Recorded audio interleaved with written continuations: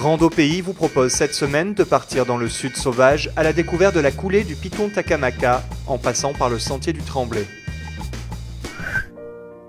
Pour votre santé, parcourez nos sentiers.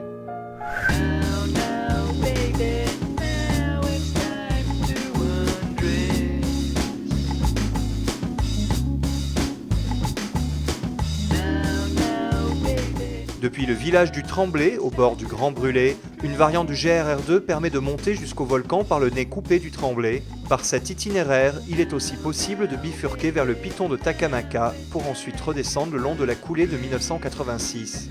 Ce sentier du Tremblay, sauvage et peu fréquenté, monte régulièrement au travers d'une forêt dense, le long de la ravine Pont-Rouge. Ouvrez l'œil car on peut y observer de nombreuses orchidées.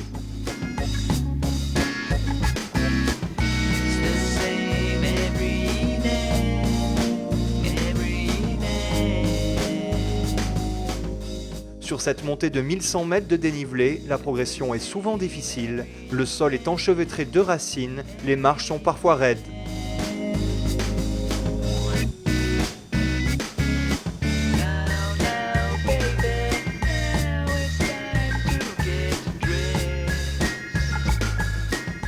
Mais l'effort vaut le coup, surtout quand la vue se dégage sur la côte, magnifique.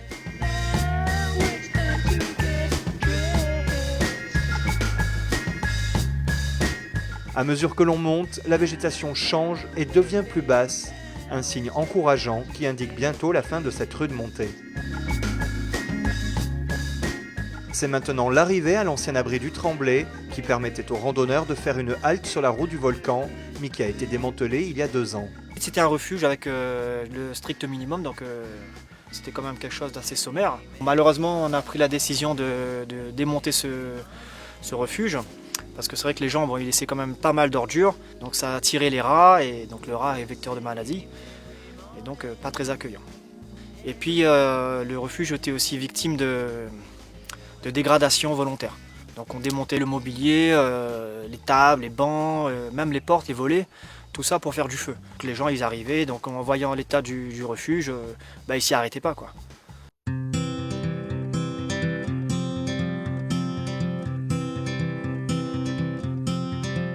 Depuis l'ancien abri, on quitte le sentier qui monte jusqu'au volcan pour bifurquer plein sud à flanc de falaise. Ce sentier en faux plat, traversé de plusieurs ravines, est également assez difficile avec certains passages techniques.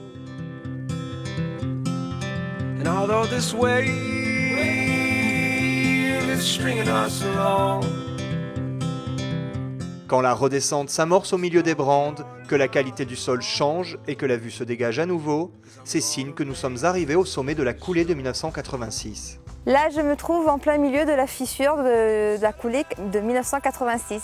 En fait, là, c'est vraiment une faille sur une très longue distance qui s'est ouverte. Donc ça a été provoqué par la remontée du magma en surface. Et c'est par ces fissures que sont sorties les coulées de lave. Alors les éruptions hors enclos, elles ne sont pas les plus fréquentes, heureusement, parce que hors enclos, ça veut dire aussi qu'il y a des villages en contrebas, donc il y a des risques quand même. En 86, les habitants, ils ont été au courant parce qu'ils ont vu de la lave qui devenait de la montagne. Donc en espérant qu'en 2013-2014, on soit un peu plus équipés pour être informés un peu plus rapidement. Les éruptions en enclos, peut en avoir, oui, à nouveau et à n'importe quel moment.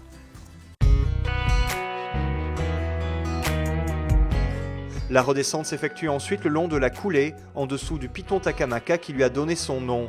Il n'en est pourtant pas à l'origine puisqu'il est beaucoup plus vieux et que les fissures se sont ouvertes bien au-dessus de lui. Sur le graton, la végétation encore très jeune est constituée d'espèces pionnières, des fougères, des lichens, des bois de rempart.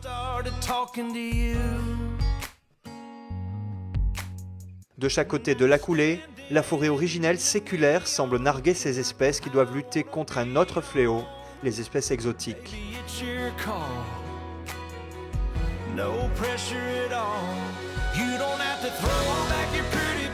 La traversée d'un chemin goudronné indique enfin que la route N2 n'est plus très loin, sur laquelle débouche le sentier à 3 km de notre point de départ, et c'est la fin de notre randonnée. Ce qui est bien sur cette randonnée, c'est cette diversité de paysages qu'on traverse au fur et à mesure de notre cheminement. Donc on a débuté dans une forêt anthropisée, Et puis ensuite, plus on montait dans l'indigène, dans l'endémique, donc les forêts de bois de couleur des Hauts. On retrouve plein d'orchidées, et comme on est en fin d'année, donc c'est là où le plus grand nombre d'orchidées sont en fleurs. Donc les angrécomes, les cynorchis, donc certaines qui sont rares, d'autres beaucoup plus communes. Et puis comme je suis passionné aussi par la photo, par la macro, donc j'en profite pour essayer de faire de belles photos, quoi.